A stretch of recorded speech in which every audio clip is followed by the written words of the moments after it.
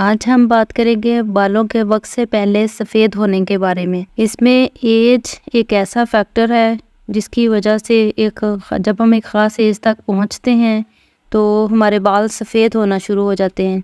लेकिन ये भी है कि आजकल ये रीज़न जो है बहुत कॉमन है कि बहुत पहले अर्ली 30s में ही आपके बाल सफ़ेद होना शुरू हो जाते हैं। ऐसा क्यों है और इसकी क्या रीज़न हो सकती है और इसके लिए हम ऐसे कौन से तरीके अपना सकते हैं जिसकी वजह से इस रीज़न से इस बालों की सफ़ेदी से हम छुटकारा हासिल कर सकते हैं। बहुत से लोगों के बाल बहुत जल्दी सफ़ेद हो रहे हैं, तो इसकी रीज़न हम जेनेटिक्स भी दे सकते हैं, लेकिन जेनेटिक्स जो है वो सिर्फ एक रीज़न नहीं है। जेनेटिक्स के साथ साथ एपिजेनेटिक्स भी एक चीज़ है जिसकी वजह से आपके बाल जो तेज़ी से सफ़ेदी की तरफ जा रहे हैं। अब एपिजेनेटिक्स क्या है? एपिजेनेटिक्स आपकी जीन के ऊपर एक चीज़ होती है जो हमारे बालों को कलर देती है, जिसे हम पिगमेंट भी बोल सकते हैं, जिसकी वजह से हमारे बाल सफ़ेद या काले होते हैं, उसे हम एपिजेनेटिक्स बोलते हैं। इसके लिए दो ज़रूरी चीज़ें हैं जिन्हें हमें जान लेना चाहिए। पहली चीज़ है बालों में रंग देने वाला पिगमेंट और इस पिगमेंट को बनाने वाले एंजाइम्स, जो कि एक ट्रेस मिनरल है जिसे हम कॉपर के तौर पे जानते हैं। अगर हम कॉपर की कमी से गुजर रहे हों तो हमारे बाल जो हैं वो बहुत जल्दी सफ़ेद हो सकते हैं। दूसरे लफ्ज़ों में ये कह सकते हैं कि हमारे जिस्म में ट्रेस मिनरल कॉपर की कमी और हमारे बालों को सफ़ेदी की तरफ लेके जा सकती है। ये जानेंगे कि कॉपर की कमी होती क्यों है। कॉपर की कमी होती है हमारे खाने पीने में, हम ऐसी अशिया नहीं खा रहे होते जिसकी वजह से कॉपर की कमी हो जाती है। कॉपर की कमी की एक रीज़न तो है खुराक, मतलब खुराक में हम ऐसी खुराक नहीं खा रहे जिसमें कॉपर हो, जिसकी वजह से ये कमी होती है। और दूसरा है स्ट्रेस लेवल। स्ट्रेस ज़्यादा होगी तो जाहिर सी बात है आपका कोर्टिसोल लेवल जो है वो इंक्रीज़ होगा। कोर्टिसोल लेवल इंक्रीज़ होगा तो कॉपर जो है वो उसकी कमी होगी। हाई कोर्टिसोल लेवल जो है वो आपके जिस्म में मौजूद कॉपर को पूरी तरह से ख़त्म करने की सलाहियत रखता है। मतलब ज़्यादा स्ट्रेस कॉपर ख़त्म। हाई कोर्टिसोल लेवल यानी कि स्ट्रेस ना सिर्फ हमारे जिस्म में कॉपर की कमी करता है बल्कि एक एंजाइम है जिसे हम टायरोसिनेज एंजाइम कहते हैं। कॉपर के साथ साथ ये हमारे जिस्म से टायरोसिनेज जो एंजाइम है उसको भी ख़त्म कर देता है।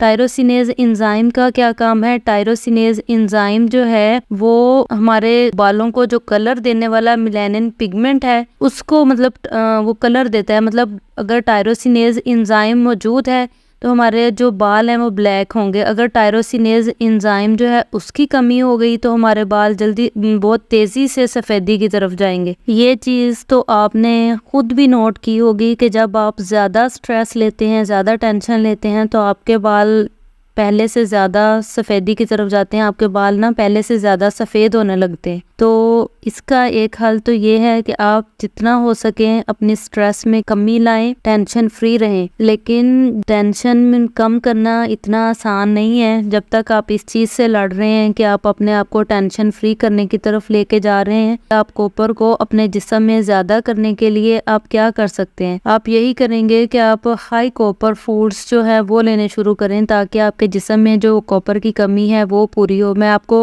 कॉपर सप्लीमेंट्स लेने की बात बिल्कुल भी नहीं करूंगी। कॉपर की कमी आप अपने फूड से अपने जिस्म में इसकी कमी को कम करें ना तो वो ज़्यादा अच्छा है। लेकिन अगर आप हाई कॉपर फूड्स नहीं ले सकते और आपको आसान लगता है कि आपने सप्लीमेंट्स के थ्रू ही कॉपर की कमी को पूरा करना है, तो एक चीज़ का आप खास ख्याल रखेंगे कि आप ऐसा सप्लीमेंट नहीं लेंगे कि जिसमें सिर्फ कॉपर हो। कॉपर के साथ साथ जिंक भी आपके सप्लीमेंट में होना ज़रूरी है, क्योंकि कॉपर और जिंक जो है वो साथ साथ आपके जिस्म में काम करते हैं। कॉपर और जिंक जो है वो आपके जिस्म में 1:10 रेशो में काम करते हैं। मिसाल के तौर पर अगर कॉपर 1 है तो जिंक आपके जिस्म में 10% होना चाहिए। तो मतलब 1:10 रेशो की परसेंटेज में जो सप्लीमेंट मौजूद हो आप वो सप्लीमेंट लें। अब बात कर लेते हैं उन फूड्स की जिनमें कॉपर ज़रा हाई होता है। तो ऑलमोस्ट सब सी फूड्स जो होते हैं जैसे शेलफिश और फिश की बहुत सी इकसाम है जिसमें कॉपर बहुत हाई फॉर्म में मौजूद होता है। दूसरा ऑप्शन है मशरूम्स। मशरूम्स में कॉपर जो होता है अच्छी मिकदार में मौजूद होता है। इसके अलावा बीफ लिवर में कॉपर अच्छी मिकदार में मौजूद होता है। और अगर आप वेजिटेरियन हैं तो स्पाइरुलिना जो है उसमें कॉपर अच्छी मिकदार में मौजूद होता है। अब बात कर लेते हैं दूसरे प्रोसेस के बारे में कि दूसरा ऐसा कौन सा प्रोसेस है जिसको इस्तेमाल करके हम अपना जो ग्रे हेयर का जो ग्रे हेयर की जो प्रॉब्लम है उसको हम स्लो डाउन कर सकते हैं। देखें, जब आप बूढ़े होते हैं तो आपके बालों की जो जड़ें हैं उन जड़ों में हाइड्रोजन पेरोक्साइड जमा होना शुरू हो जाता है। और ये हाइड्रोजन पेरोक्साइड करता क्या है, ये हाइड्रोजन पेरोक्साइड आपके बालों को ब्लीच करना शुरू कर देता है, जिसकी वजह से जो बाल हैं वो वाइट होना शुरू हो जाते हैं। तो अब यहाँ ये सवाल पैदा होता है कि हम जो एजिंग का जो प्रोसेस है उसको कैसे स्लो डाउन कर सकते हैं। ये तो इम्पॉसिबल सी चीज़ है ना, जो एज तो हमारी एक तरफ मतलब बढ़ रही है तो उसको तो हम स्लो डाउन नहीं कर सकते, लेकिन हम हाइड्रोजन पेरोक्साइड जो हमारे बालों में जमा होना शुरू हो गया है उसको खत्म कर सकते हैं। उसको हम कैसे खत्म करेंगे जी, इसके लिए ना एक एंजाइम होता है जिसे हम कैटालेज एंजाइम बोलते हैं। कैटालेज एंजाइम का क्या काम है, कैटालेज एंजाइम जो है वो हाइड्रोजन पेरोक्साइड का जो एक मॉलिक्यूल है ना उसे तोड़ के पानी और ऑक्सीजन में कन्वर्ट कर देता है। कैटालेज हाइड्रोजन पेरोक्साइड को बहुत तेजी से तोड़कर पानी और ऑक्सीजन में कन्वर्ट कर देता है। लेकिन इसका यह मतलब हरगिज नहीं है कि मैं आपको ये रिकमेंड कर रही हूँ कि अब आप कैटालेज एंजाइम के जो सप्लीमेंट हैं वो लेने चल पड़े। इसका यही होगा कि आप हाई कैटालेज फूड्स जो हैं वो खाएं। कैटालेज रिच फूड्स जो हैं उनके बारे में बताने से पहले मैं कैटालेज के बारे में एक बहुत इंटरेस्टिंग सी बात बताती हूँ। कैटालेज का जो एक मॉलिक्यूल है ना वो हाइड्रोजन पेरोक्साइड के मिलियन मॉलिक्यूल्स को उसमें वाटर और ऑक्सीजन में कन्वर्ट कर देता है। तो इसका मतलब ये हुआ कि अगर आपके जिस्म में ना सफिशिएंट मिकदार में कैटालेज एंजाइम मौजूद है तो ये आपके बालों को जो तेज़ी से सफ़ेद होने का अमल है ना उसको रोक सकता है। अब इस पूरी गुफ्तगू की हम समरी तैयार कर लेते हैं कि मैंने कहा क्या है, ताकि आपको समझ आ सके कि ग्रे हेयर का जो प्रोसेस है उसको हम कैसे स्लो डाउन कर सकते हैं। एक तरफ तो हमने स्ट्रेस को कम करना है ताकि कॉपर जो है उसको हम इंक्रीज कर सकें और एंजाइम जो बिल्ड हो सके, कलर पिगमेंट्स जो है वो इंक्रीज हो सके। और दूसरी तरफ हमने कैटालेज को इंक्रीज करना है ताकि हाइड्रोजन पेरोक्साइड जो है जो हमारे बालों की जड़ों में जमा ना हो सके। अब बात करते हैं कैटालेज वाले फूड्स की जिससे आप कैटालेज को बढ़ा सकते हैं। ग्रास फेड बीफ लिवर, सब्जियां खासकर क्रूसीफेरस वेजिटेबल, सब स्प्राउट्स और माइक्रोग्रीन्स में कैटालेज होता है। तो जब भी आप अपनी सैलड बनाएं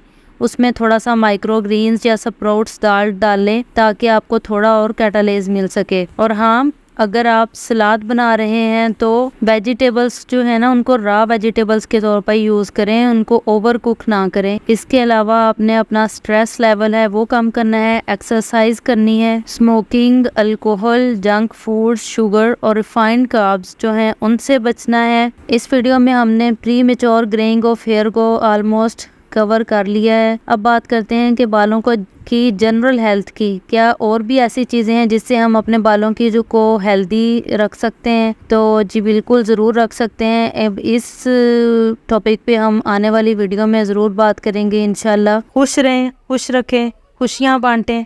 अल्लाह हाफिज़।